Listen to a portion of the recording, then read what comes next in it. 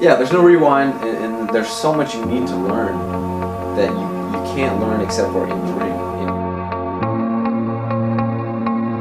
And something good has to be born from that. Something has to derive, something that's truly going to be great has to be derived from something I great. see it in his eyes that he didn't want to fight, and it made me not want to fight.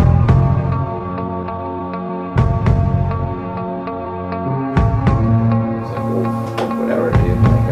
I don't want to hit you if you don't want to hurt me.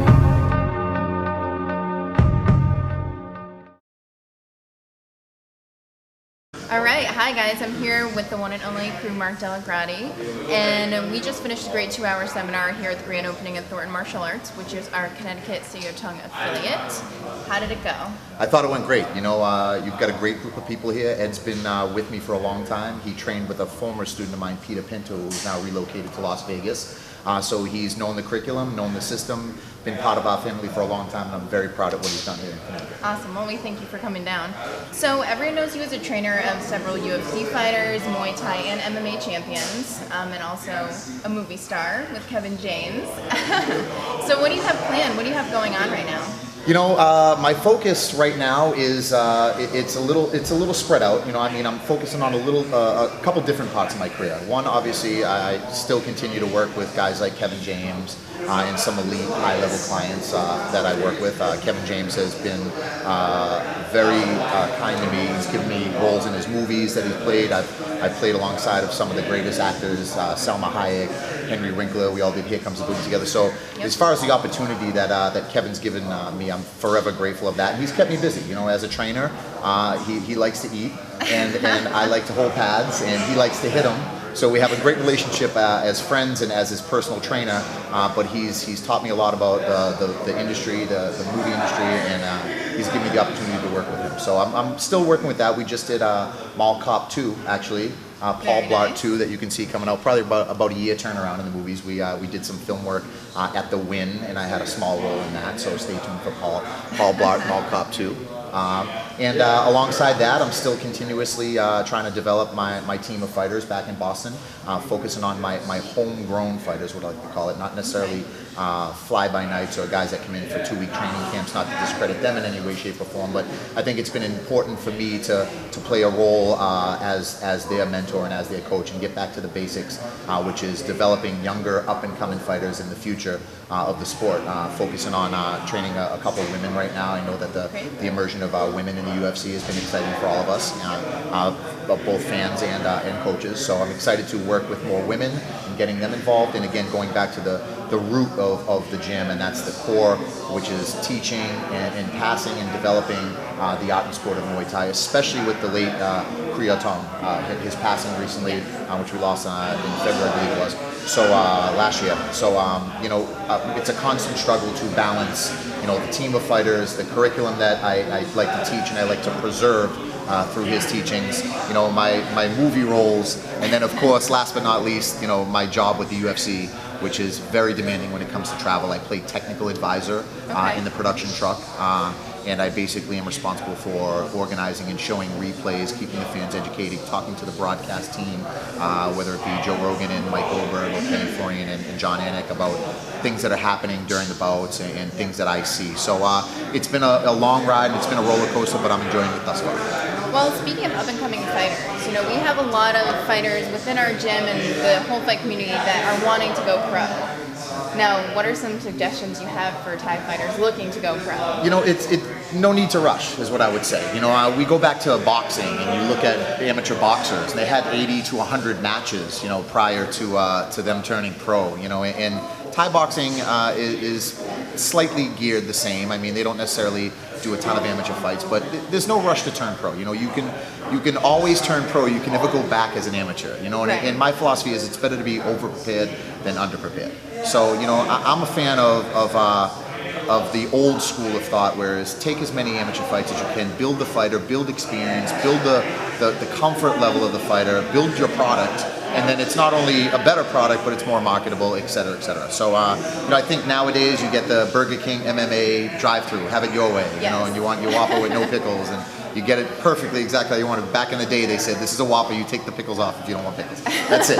There's no tap-out sponsorships, there's no TV deals with the UFC. Right. All that is through hard work and dedication, and that takes years, and there's no rush to get there. If you truly have aspirations to becoming a professional or a champion in any organization, there is a stepping process, a stepping stone that you need to take on as you do that. And you need to work in small increments and slowly achieve your goals. Yeah, that's definitely great advice. So the next question I have is something we've been talking a lot about amongst ourselves. With glory kickboxing becoming a really big thing in the United States, are you sticking to your traditional Thai roots, or are you integrating that into your training programs? That's a great question. We don't like to do cross block checks and break out shins. No, I mean, obviously, all combat sports evolve and they change, and it's important to do both. Stay with the times and stay current and stay modern and stay innovative, but also remember your basics and stick to the roots. So they go hand in hand. There is no changing of style. There's a transforming of style. And I come from a Jeet Kune Do background, the art and philosophy of Bruce Lee. So my open thought and my concepts have always been to be creative, evolve always, but never forget your roots or where you came from, because that's what got you there in the first place. Excellent. All right. So me and Paul have been planning a trip to Thailand for quite some time, and we know that you're going to pay me to be your guide, and we're going to Thailand. We're going to Thailand. Yeah. What's some great advice you have for people looking to go overseas and train in Thailand? Don't drink the water. No, I'm just kidding. Now, my advice would be to do your homework, make sure you know where you're going and what you're doing, and you research. Most importantly, the culture. I think people go for certain things, whether it be vacation or whether it be for partying or whether it be for Thai boxing, and they're blinded by that and they miss the good stuff, so to say. Yeah. I think what makes Thailand such a beautiful place and such a beautiful culture of the people, and like all cultures, like all walks of life, the art form, the art of Muay Thai was derived from the people of Thailand. So I think in order to truly understand the art and to truly understand the culture and to go there, you have to know the Thai people. So I would say, do your homework, know your basics, stay out of trouble. In Thailand, it's changed a lot, and it's like everywhere else. When I first went to Thailand, there wasn't as many tourists as there are now, and now there's a ton of tourists, and and it becomes more dangerous, and it becomes more, distracting for people like ourselves to go there. It's easier to get taken advantage of. Exactly, yeah. So you can get lost in the mix very easily. Okay. So what I would say to everybody going there is to go there for the right reasons and to uncover the people and the culture, and you'll truly respect and appreciate the art of Thai boxing once you do so. Okay, now how easy is it to travel in Thailand? Very easy. Do people speak English there? Is it hard to communicate? I'm trying to develop a Thai-glish dictionary. Like if you say water in Thai, you say nam. Nam is water. Nam yen, cold water. Nam is water, right? But if you say to the Thai, water, it sounds silly, but it's Thai-glish, and they get it right away. Okay. The airport is Sanam Bin, that's airport. But you just say airport, and you go to the airport.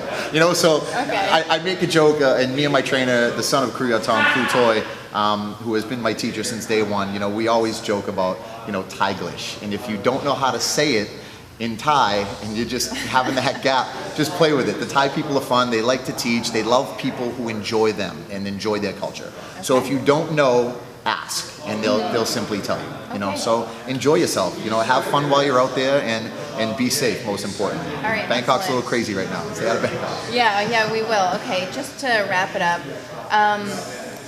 now this is one of your affiliates, obviously our Connecticut location here. How do you think Ed has done? Starting out in a very small gym and starting out training with you. I'm thoroughly not only impressed, but the word proud comes to mind. One of the things that I truly enjoy as a coach and as a teacher is the reward of seeing people grow. It's like a gardener who constantly is grooming their plants or whatever, and they want to see things go well for them. They want to see success from the people that they taught, because that truly is the ultimate reward. Right. Passing the torch, passing the samurai sword, whatever you want to call it, but to see my students do well is truly the most rewarding thing that I find out of all this. So to see Ed not only come from a student of mine, but now become a student of me personally, and go as far as to open his own school and carry himself accordingly, in this business, there's a lot of bad guys too. Yeah, you know what I mean? And the core values of martial arts, like honor, integrity, discipline, these become lost, and it becomes, again, the Burger King MMA with the skulls and crossbones, and anybody with $1 million can open a warehouse gym in Vegas, and you see it all the time. And there's gyms going up left and right, but there's no root there. There's no core, and something good has to be born from that. Something has to derive, something that's truly going to be great has to be derived from something great in order to pass that. And I'm very impressed with what Ed's not only done as a business owner, but more importantly, as a martial artist, as a father, and as a human being, what he's developed. And he's like a son to me, and I'm very proud. Excellent. Well, thank you so much for joining Thank us you. today and having usครับ seminar. โอ้ไม่เป็นไรครับ no problem no problem ไม่เป็นไร Perfect. All right, and Stay that's tuned. it for us, guys. You're here at Sityodtong, Connecticut. Ed Thornton making it happen. Paul coming at you. Swadee Cup.